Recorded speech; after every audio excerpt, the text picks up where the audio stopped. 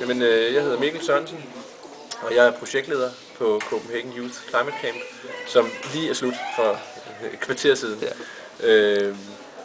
Og klimakonferencen har varet en uge, og den har inkluderet elever fra Wales og 2 skoler i Sverige, og vi har haft et par klasser fra Bornholm med, og en klasse fra Egedal Gymnasium, og derudover har vi haft 4 københavnske folkeskoler, Katrinedal og Sortedam og Tove Ditlevsen skole, og så et 10. klassecenter, der hedder Valby 10.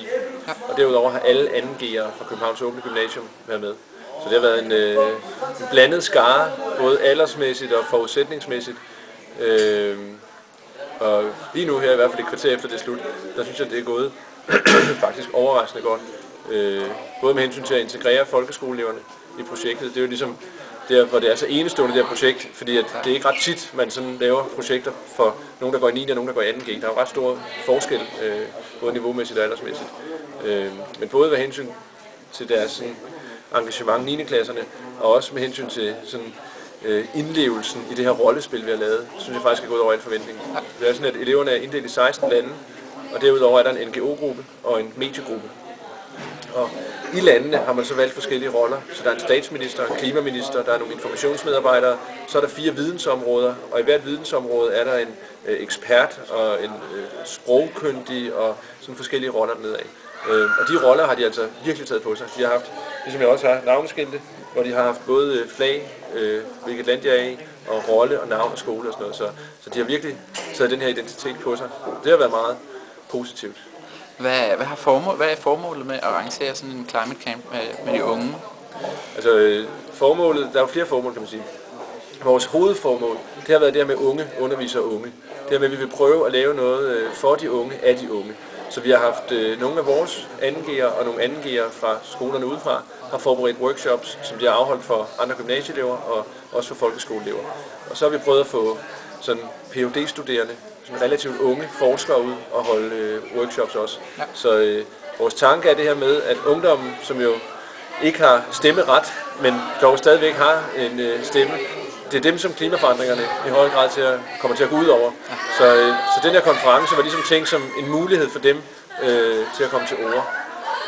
Så har vi snakket med Connie Hedegaard inden konferencen, og hun har udover at vores medieelever har været inde og optage en sådan videohilsen fra hende, som vi viste den første dag for at motivere eleverne, så har hun også gået med til at læse igennem den resolution, vi nu har vedtaget her for et kvarter siden.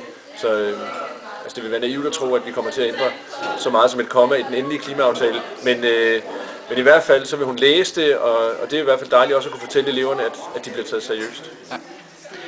Hvad har de unge haft byde på under den her konference? Jamen, de unge har jo haft en masse energi og en masse humør, og også en masse skæve idéer. Altså, man bliver tit overrasket, synes jeg, over hvor seriøse de egentlig er.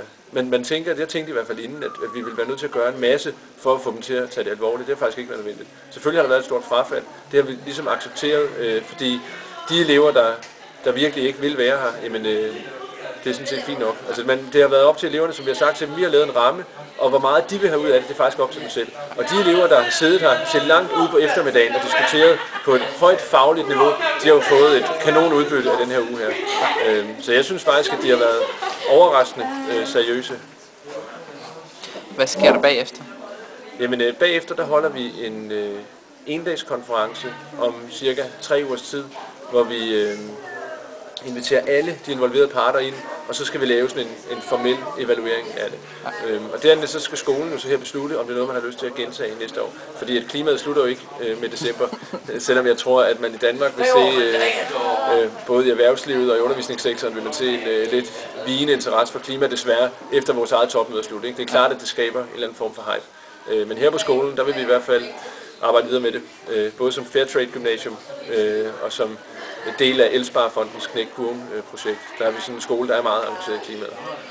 Og hvordan kommer skolen til at følge klimakonferencen i december? Jamen, det er et godt spørgsmål. Lige i øjeblikket har vi en ansøgning inde om at få nogle af vores elever akkrediteret til at komme ind med en dansk NGO-organisation, så de kan være repræsenteret til selve topmødet og melde tilbage til skolen. Men det er ikke så nemt at blive akkrediteret, så vi ved ikke endnu, om det vil lykkes, men det vil inden for en uge eller sådan noget, burde vi have fået svar.